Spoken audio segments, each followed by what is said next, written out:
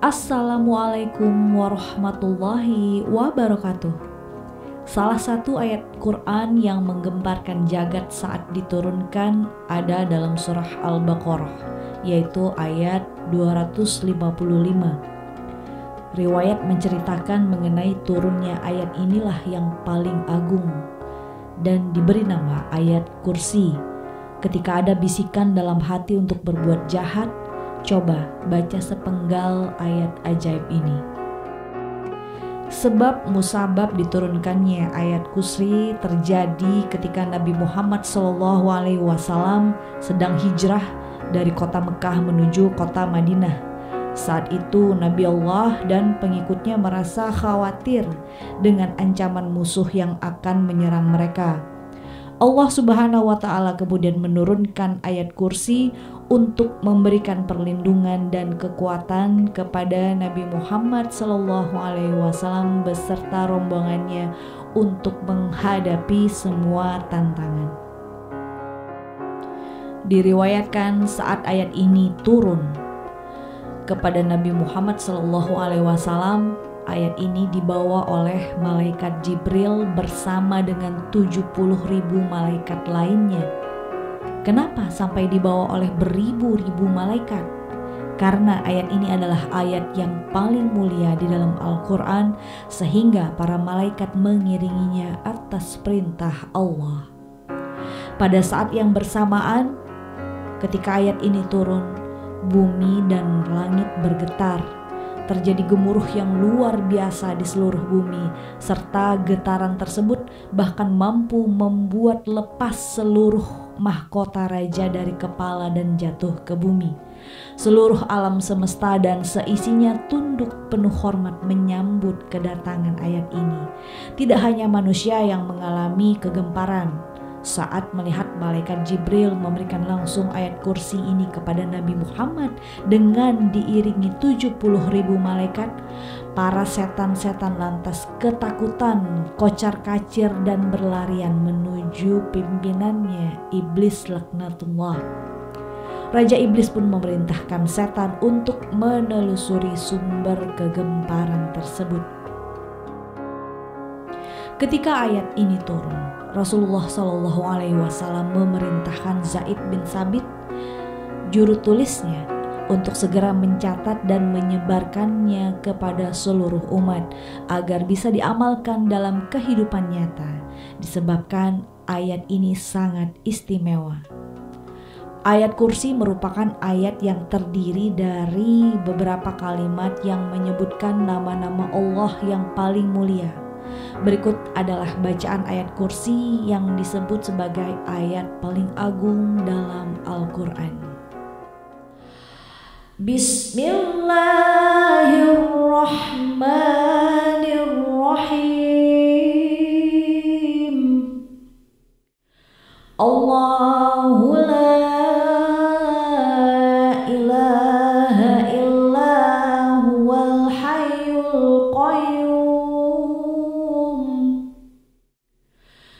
La ta'khuzuhu sinatun wa la nawm.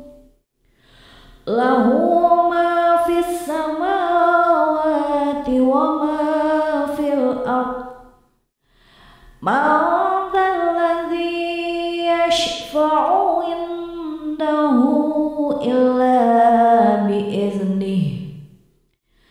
Ya'lamu ma baina aydihim wa ma khalfahum wa la yuhituna bi syai'in min 'ilmihi illa bima syaa.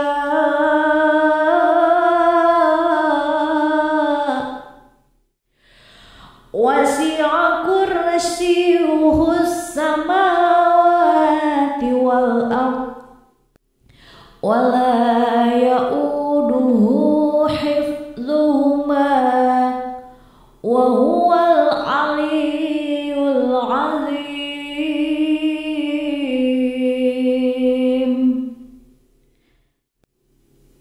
dengan menyebut nama Allah yang Maha Pengasih lagi Maha Penyayang.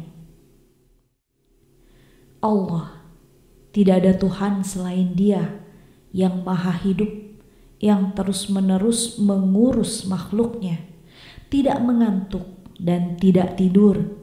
Miliknya apa yang ada di langit dan apa yang ada di bumi. Tidak ada yang dapat memberi syafaat di sisinya tanpa izinnya. Dia mengetahui apa yang di hadapan mereka dan apa yang di belakang mereka, dan mereka tidak mengetahui sesuatu apapun tentang ilmunya melainkan apa yang Dia kehendaki. Kursinya meliputi langit dan bumi, dan Dia tidak merasa berat memelihara keduanya, dan Dia Maha Tinggi, Maha Besar.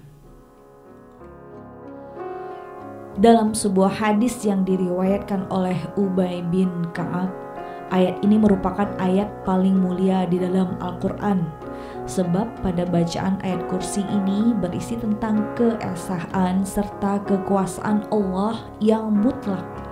Apa maksud keesaan dan kekuasaan yang mutlak itu? Maksudnya adalah bahwa Allah merupakan penguasa segala yang ada di alam semesta dan mustahil jika kesulitan untuk mengaturnya. Karena ayat ini meliputi makna tauhid, kebesaran dan luasnya sifat Allah, dan Allah Subhanahu wa Ta'ala mengabarkan bahwasanya Dia adalah Allah yang memiliki segala makna-makna ketuhanan, dan bahwasanya tidak ada yang berhak bercitra ketuhanan dan beribadah kecuali hanya kepadanya. Mempertuhankan selain Allah dan beribadah kepada selain Allah adalah batil. Allah Subhanahu wa Ta'ala hidup kekal, yang memiliki seluruh makna kehidupan yang bersifat maha sempurna, berupa pendengaran, penglihatan, kemampuan, kehendak dan sebagainya dari sifat-sifat fisik. Sebagaimana juga Allah terus-menerus mengurus makhluknya, termasuk di dalamnya segala macam bentuk sifat-sifat perbuatan, dan Allah terus-menerus mengurusnya, tidak butuh bantuan dari seluruh makhluk-makhluk apapun. Allah juga tidak memberikan izin kepada seorang pun untuk memberikan syafaat kecuali bagi mereka yang Dia ridhoi, dan Allah tidak meridhoi kecuali mereka yang mentauhidkannya dan mengikuti Rasul-Nya. Barang siapa yang tidak bersifat seperti ini, maka dia tidak mendapat bagian dari syafaat. Kemudian Allah Subhanahu wa Ta'ala mengabarkan tentang ilmunya yang luas, lagi mengetahui apa yang ada pada seluruh makhluk berupa perkara-perkara yang akan datang dan tidak ada akhirnya, dan di belakang mereka dari perkara-perkara yang telah berlalu yang tidak ada batasnya, dan bahwasanya tidak ada yang tersembunyi dari Allah.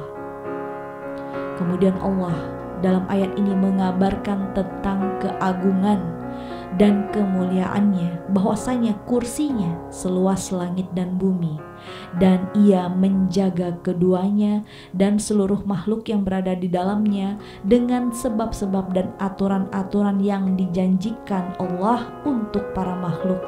Walaupun demikian, tidaklah ada sesuatu pun yang memberatkannya untuk menjaga langit dan bumi, karena kesempurnaan, kebesarannya dan kekuasaannya serta luasnya hikmah dalam segala hukum-hukumnya.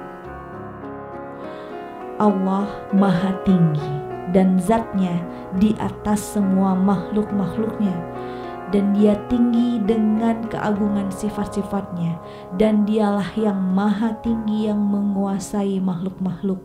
Segala yang ada semua patuh kepadanya, segala perkara tunduk padanya, dan segala hamba merendahkan diri kepadanya. Dan Allah Maha Agung yang menyatukan segala sifat keagungan, kesombongan, kebesaran, dan kemegahan. zat yang dicintai hati, diagungkan ruh. Orang-orang yang mengetahui itu paham bahwa keagungan setiap hal walaupun sangat jelas akan sangat kecil bila dibandingkan dengan keagungan zat yang maha tinggi lagi maha besar. Ayat ini meliputi semua makna yang merupakan makna yang paling mulia yang menyebabkan ayat ini berhak menjadi ayat yang paling agung di dalam Al-Quran. Sebuah atsar atau perkataan syahabat yang disandarkan kepada Nabi Muhammad SAW mengatakan, ayat kursi diberikan kepada nabimu dari tempat penyimpanan yang berada di bawah arsy dan tidak diberikan kepada seorang pun nabi-nabi sebelumnya. Atsar ini disampaikan oleh Ali, riwayat Abu Ubaid. Tidak heran jika ayat kursi ini punya manfaat luar biasa bagi segenap umat Islam. Ayat ini kemudian disebut ayat kursi atau ayat singgasana karena di dalam ayat ini terkandung lafaz kursiyuhu yang di dalam tafsir Al-Munir Syah Wahbah Az-Zuhaili berarti ilmu. Oleh karena itu, para ulama-ulama juga disebut dengan Al-Karasi, sebab mereka adalah orang-orang yang dijadikan pegangan atau sandaran dalam beragama. Pendapat lain mengatakan bahwa yang dimaksud Al-Kursi dalam ayat ini adalah keagungan Allah. Jadi Al-Kursi artinya bukan kursi atau tempat duduk. Tidak ada kata-kata al-qu'ud atau artinya duduk, dan tidak ada juga kata-kata al-qa'id yang artinya yang duduk. Selanjutnya, keutamaan ayat kursi ada beberapa yang saya ringkas. Yang pertama adalah ayat kursi sebagai pemimpin ayat dalam Al-Quran. Nabi Muhammad SAW pernah bersabda, segala sesuatu itu mempunyai puncaknya, dan puncak Al-Quran ialah surah Al-Baqarah. Di dalamnya terdapat sebuah ayat pemimpin semua ayat Al-Quran, yaitu ayat kursi. Hadis riwayat Tirmizi. Keutamaan yang kedua, siapa saja yang membaca ayat kursi kemudian berdoa, maka doanya akan dikabulkan oleh Allah, sebab di dalam ayat ini terdapat asma Allah yang paling agung, yakni Al-Hayyu Al-Qayyum. Hal tersebut sesuai dengan sabda Rasulullah SAW, asma Allah yang paling agung yang apabila dibaca dalam doa pasti dikabulkan ada di dalam 3 tempat, yaitu surah Al-Baqarah, surah Al-Imran, dan surah Thaha. Hadis riwayat Ibnu Majah. 3 ayat yang dimaksud dalam hadis ini adalah surah Al-Baqarah ayat 255 yang merupakan ayat kursi, kemudian surah Ali Imran ayat 1 dan 2, dan terakhir adalah surah Thaha ayat 111. Keutamaan yang ketiga, ayat kursi adalah salah satu kunci surga. Rasulullah bersabda, barang siapa membaca ayat kursi setiap sehabis sholat fardu, maka tiada penghalang baginya untuk memasuki surga kecuali hanya kematian. Hadis riwayat Tabrani. Kemudian Rasulullah juga bersabda, barang siapa membaca ayat kursi setiap selesai sholat, maka yang akan mencabut nyawanya adalah Allah sendiri, dan ia bagaikan orang yang berperang bersama para nabi hingga mendapatkan mati syahid. Hadis riwayat Hakim. Keutamaan yang keempat, ayat kursi menjadi ayat paling agung. Diriwayatkan suatu ketika Rasulullah SAW bertanya kepada Ubay bin Ka'ab, ayat kitab Allah manakah yang paling agung? Kemudian Ubay menjawab, Allah dan Rasulnya lebih mengetahui. Kemudian Rasulullah mengulang-ulang pertanyaannya itu berkali-kali. Kemudian Ubay menjawab ayat kursi. Setelah itu kemudian Rasulullah bersabda, selamatlah dengan ilmu yang kamu miliki, hai Abu Munzir. Demi Tuhan yang jiwaku berada di tangannya, sesungguhnya ayat kursi itu mempunyai lisan dan sepasang bibir yang selalu menyucikan Tuhan yang Maha Kuasa di dekat pilar Arsy. Hadis riwayat Ahmad. Membaca ayat kursi sama dengan membaca seperempat Al-Quran. Diriwayatkan dalam sebuah kisah ketika Rasulullah pernah bertanya kepada salah seorang lelaki dari kalangan sahabatnya, "Hai Fulan, apakah kamu sudah menikah?"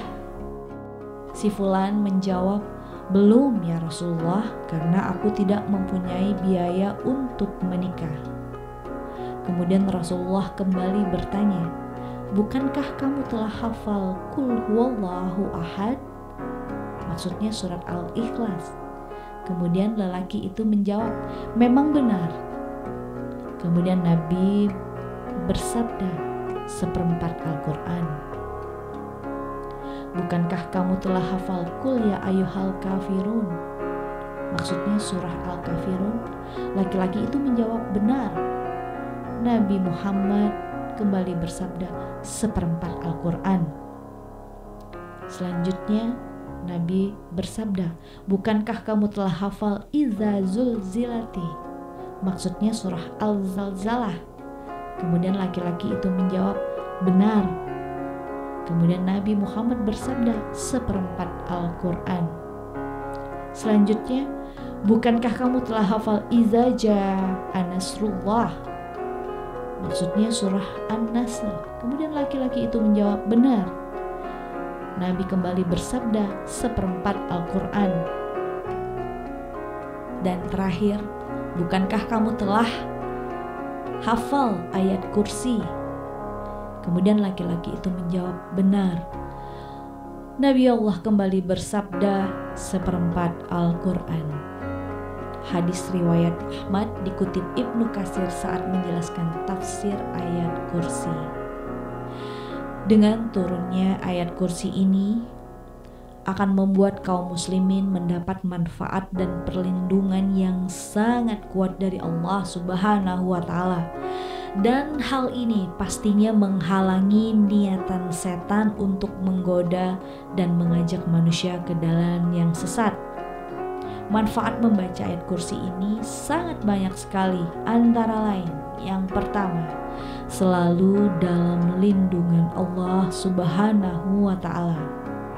Manfaat membaca ayat kursi yang bisa dirasakan pertama adalah akan mendapatkan perlindungan dari Allah. Manfaat ini bisa kamu rasakan ketika kamu membaca ayat kursi ini setelah sholat saat pagi dan petang. Manfaat yang kedua, dilindungi oleh dua malaikat.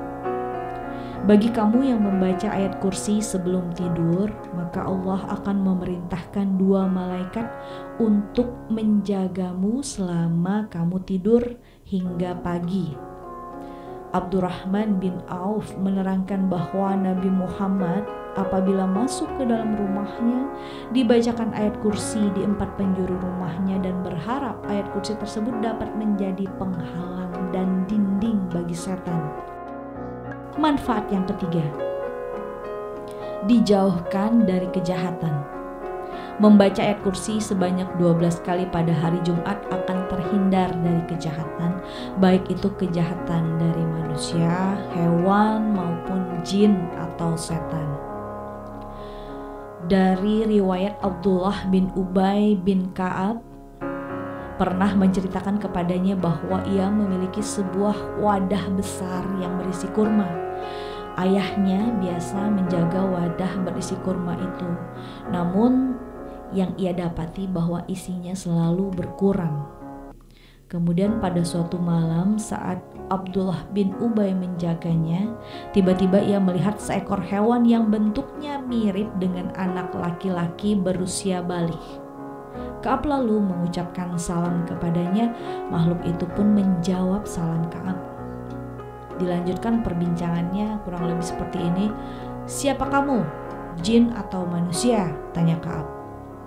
Kemudian makhluk itu menjawab, "Aku jin," jawabnya.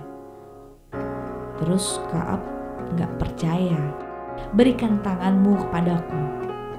Makhluk itu mengulurkan tangannya ke Ka'ab dan ternyata tangannya seperti kaki anjing, ada bulunya. Kemudian Ka'ab bertanya, "Apakah memang demikian bentuk jin?" "Kamu sekarang telah mengetahui bentuk jin, dan di kalangan mereka tidak ada yang lebih kuat daripada aku." Ka'ab kembali bertanya, "Apa yang mendorongmu melakukan ini?" Maksudnya mengambil sebagian dari kurma yang ada di dalam wadah. Kemudian jin itu menjawab, "Telah sampai kepadaku bahwa kamu adalah manusia yang suka bersedekah. Maka kami ingin memperoleh sebahagian dari makananmu." Kemudian Ka'ab menjawab, "Hal tersebut apakah dapat melindungi kami dari gangguan kalian para bangsa jin?" Jawab jin tersebut, "Ada ayat kursi." Keesokan harinya Ka'ab berangkat menemui Rasulullah SAW lalu menceritakan hal itu kepada beliau. Kemudian Rasulullah bersabda, "Benarlah apa yang dikatakan oleh si jahat itu." Hadis riwayat Hakim, dikutip Ibnu Katsir saat menafsirkan ayat kursi. Manfaat yang keempat adalah dijaga saat dalam perjalanan. Allah akan memudahkan perjalanannya dan Allah akan melindungi selama perjalanan. Sekali lagi, ayat ini meliputi semua makna yang merupakan makna yang paling mulia yang menyebabkan berhak menjadi ayat yang paling agung di dalam Al-Quran. Sekian bahasan kita kali ini, sampai jumpa. Wassalamualaikum warahmatullahi wabarakatuh.